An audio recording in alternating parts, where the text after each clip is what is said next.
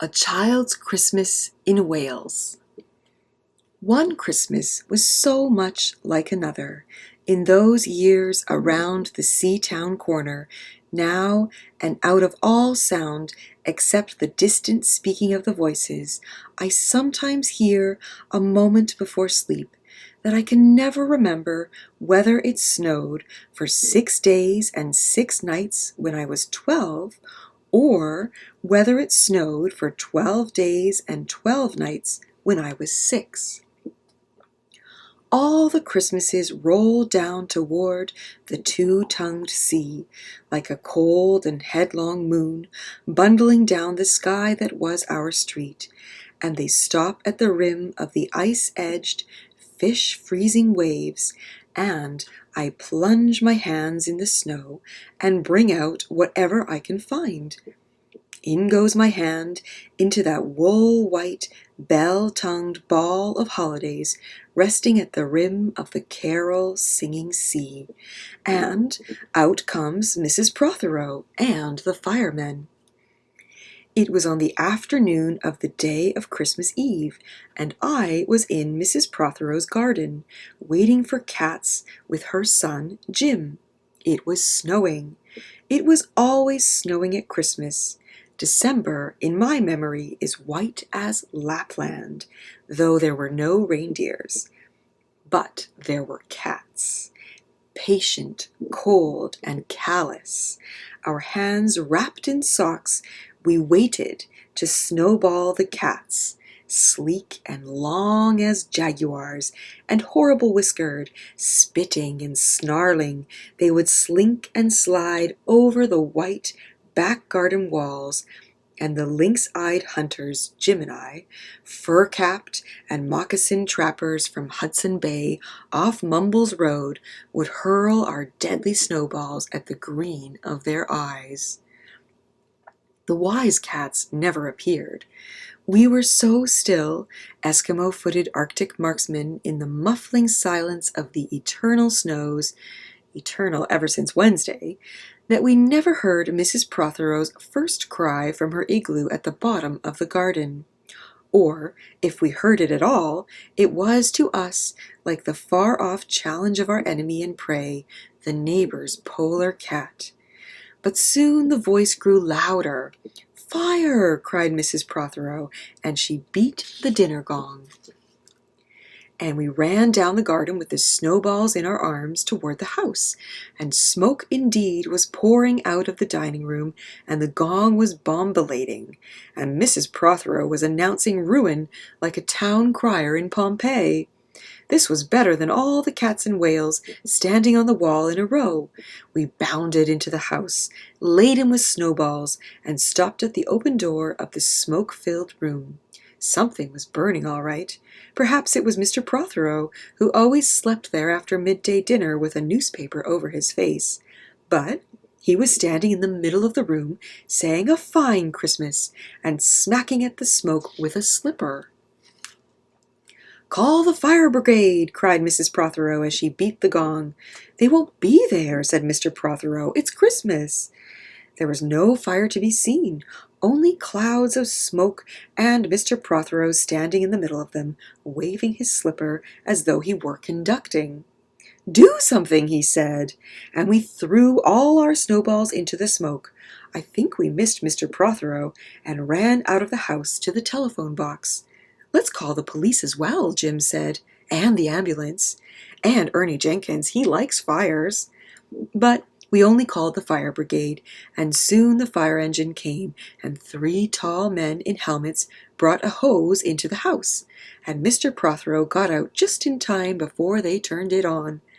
Nobody could have had a noisier Christmas Eve, and when the firemen turned off the hose and were standing in the wet, smoky room, Jim's aunt, Miss Prothero, came downstairs and peered in at them. Jim and I waited very quietly to hear what she would say to them. She said the right thing always. She looked at the 3 tall firemen in their shining helmets, standing among the smoke and cinders and dissolving snowballs, and she said, "Would you like anything to read?" Years and years ago, when I was a boy, when there were wolves in Wales, and birds the color of red flannel petticoats whisked past the harp-shaped hills, when we sang and wallowed all night and day in caves that smelt like Sunday afternoons in damp front farmhouse parlors, and we chased, with the jawbones of deacons, the English and the bears, before the motor car, before the wheel, before the duchess-faced horse, when we rode the daft and happy hills bareback. It snowed, and it snowed. But here a small boy says, "It snowed last year too. I made a snowman and my brother knocked it down, and I knocked my brother down, and then we had tea." But that was not the same snow, I say. Our snow was not only shaken from whitewashed buckets down the sky, it came shawling out of the ground, and swam and drifted out of the arms and hands and bodies of the trees.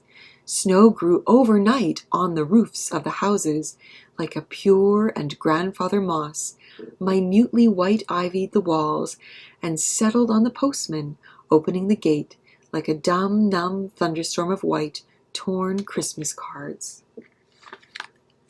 Were there postmen then too? With sprinkling eyes and wind-cherried noses, on spread, frozen feet, they crunched up to the doors and mittened on them manfully, but all that the children could hear was a ringing of bells. You mean that the postmen went rat-a-tat-tat and the doors rang? I mean that the bells that the children could hear were inside them. I only hear thunder sometimes, never bells. There were church bells, too. Inside them? No, no, in the bat-black, snow-white belfries, tugged by bishops and storks, and they rang their tidings over the bandaged town, over the frozen foam of the powder and ice-cream hills, over the crackling sea. It seemed that all the churches boomed for joy under my window, and the weathercocks crew for Christmas on our fence. Get back to the postmen. They were just ordinary postmen, fond of walking and dogs and Christmas and the snow. They knocked on the doors with blue knuckles. Ours has got a black knocker. And then they stood on the white welcome mat in the little drifted porches and huffed and puffed, making ghosts with their breath, and jogged from foot to foot like small boys wanting to go out. And then the presents? And then the presents, after the Christmas box. And the cold postman, with a rose on his button nose, tingled down the tea-tray-slithered run of the chilly, glinting hill. He went in his ice-bound boots like a man on fishmonger slabs. He wagged his bag like a frozen camel's hump, dizzily turned the corner on one foot, and by God, he was gone. Get back to the presents. Well, there were the useful presents, engulfing mufflers of the old coach days, and mittens made for giant sloths, zebra scarves of a substance like silky gum that could be tug-of-warred down to the galoshes, blinding tam-o'-shanters like patchwork tea cozies, and bunny-suited busbies and balaclavas for victims of head-shrinking tribes. From aunts who always wore wool next to the skin, there were mustached and rasping vests that made you wonder why the aunts had any skin left at all. And once I had a little crocheted nose-bag from an aunt now, alas, no longer whinnying with us, and pictureless books in which small boys, though warned with quotations not to, would skate on Farmer Giles's pond, and did, and books that told me everything about the wasp except why. Go on to the useless presents. Oh, bags of moist and many-colored jelly babies, and a folded flag, and a false nose, and a tram conductor's cap, and a machine that punched tickets and rang a bell. Never a catapult. Once, by mistake that no one could explain, a little hatchet, and a celluloid duck that made, when you pressed it, a most un-duck-like sound, a mewing moo that an ambitious cat might make who wished to be a cow, and a painting book in which I could make the grass, the trees, the sea, and the animals any color I pleased, and still the dazzling sky-blue sheep are grazing in the red field under the rainbow-billed and pea-green birds. Hard-boileds, toffee, fudge, and all sorts, crunches, cracknel, humbugs, glaciers, marzipan, and butter Welsh for the Welsh, and troops of bright tin soldiers, who if they could not fight, could always run, and snakes and families and happy ladders, and easy hobby games for little engineers complete with instructions. Oh, easy for Leonardo. And a whistle to make the dogs bark, to wake up the old man next door, to make him beat on the wall with his stick to shake our picture off the wall, and a packet of cigarettes. You put one in your mouth, and you stood at the corner of the street, and you waited for hours in vain for an old lady to scold you for smoking a cigarette, and then, with a smirk, you ate it. And then it was breakfast under the balloons. Were there uncles like in our house? There are always uncles at Christmas, the same uncles, and on Christmas mornings, with dog-disturbing whistle and sugar fags, I would scour the swathed town for the news of the little world, and find always a dead bird by the white post office, or by the deserted swings, perhaps a robin, all but one of his fires out, men and women waiting or scooping back from chapel, with taproom noses and wind-bust cheeks, all albinos, huddled their stiff black jarring feathers against the irreligious snow. Mistletoe hung from the gas brackets in all the front parlors. There was sherry and walnuts, and bottled beer and crackers by the dessert spoons, and cats and their furabouts watched the fires, and the high-heaped fire spat, all ready for the chestnuts and the mulling pokers. Some few large men sat in the front parlors without their collars, uncles almost certainly, trying their new cigars, holding them out judiciously at arm's length, returning them to their mouths, coughing, then holding them out again as though waiting for the explosion. And some few small aunts, not wanted in the kitchen, nor anywhere else for that matter, sat on the very edges of their chairs, poised and brittle, afraid to break, like faded cups and saucers. Not many those mornings trod the piling streets, an old man always, fawn-bowlered, yellow-gloved, and at this time of year with spats of snow, would take his constitutional to the white bowling green and back, as he would take it wet or fine on Christmas Day or Doomsday. Sometimes 2 hale young men, with big pipes blazing, no overcoats, and wind-blown scarves, would trudge, unspeaking, down to the forlorn sea, to work up an appetite, to blow away the fumes, who knows, to walk into the waves until nothing of them was left but the 2 curling smoke clouds of their inextinguishable briars. Then I would be slap-dashing home, the gravy smell of the dinners of others, the bird smell, the brandy, the pudding and mince, coiling up to my nostrils, when out of a snow-clogged side lane would come a boy, the spit of myself, with a pink-tipped cigarette and the violet past of a black eye, cocky as a bullfinch, leering all to himself.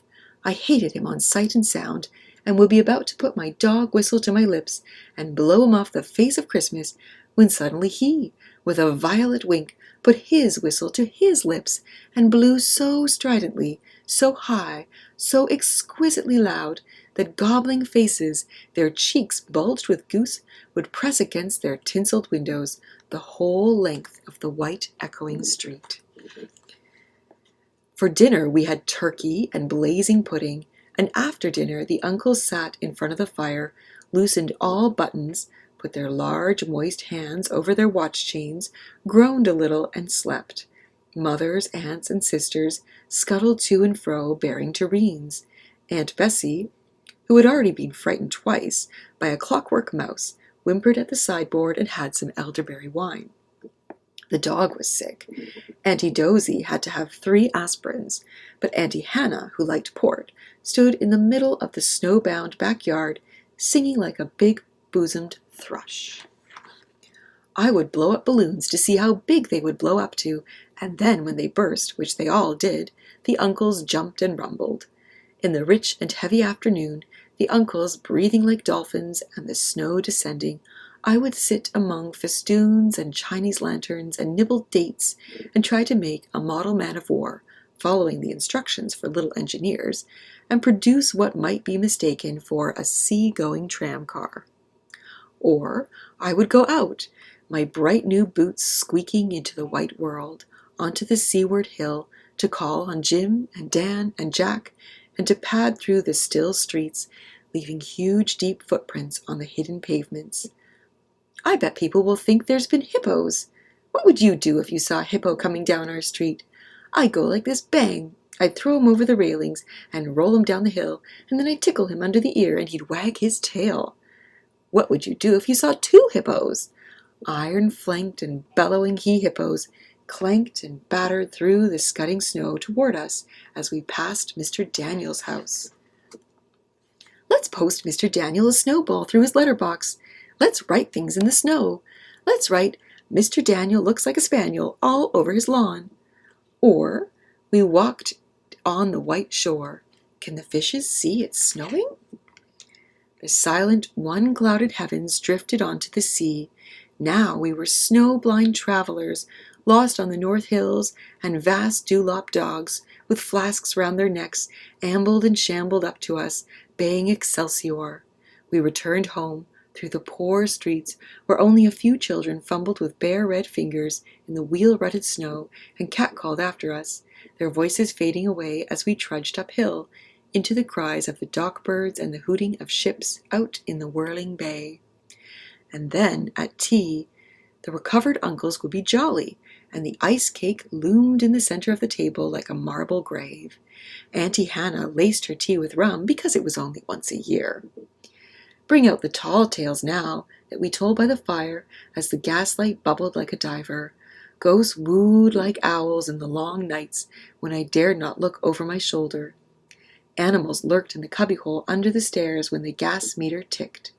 And I remember that we went singing carols once, when there wasn't the shaving of a moon to light the flying streets. At the end of a long road was a drive that led to a large house, and we stumbled up the darkness of the drive that night, each one of us afraid, each one holding a stone in his hand in case, and all of us too brave to say a word. The wind through the trees made noises, as of old and unpleasant, and maybe web-footed men, wheezing in caves. We reached the black bulk of the house. What shall we give them? Hark the herald? No, Jack said. Good King Wenceslas. I'll count 3. 1, 2, 3. And we began to sing, our voices high and seemingly distant in the snow-felted darkness round the house that was occupied by nobody we knew. We stood close together, near the dark door. Good King Wenceslas looked out on the feast of Stephen, and then a small dry voice, like the voice of someone who has not spoken for a long time, joined our singing. A small dry eggshell voice from the other side of the door. A small dry voice through the keyhole. And when we stopped running, we were outside our house. The front room was lovely. Balloons floated under the hot water bottle gulping gas. Everything was good again and shone over the town. Perhaps it was a ghost, Jim said. Perhaps it was trolls, Dan said, who was always reading.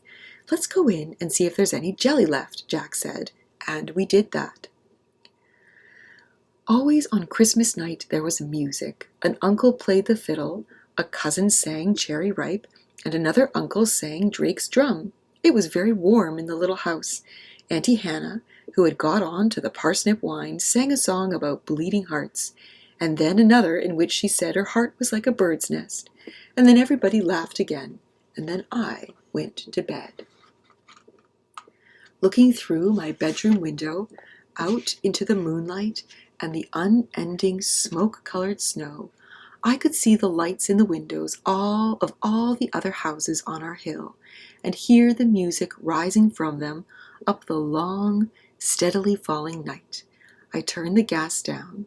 I got into bed. I said some words to the close and holy darkness, and then I slept.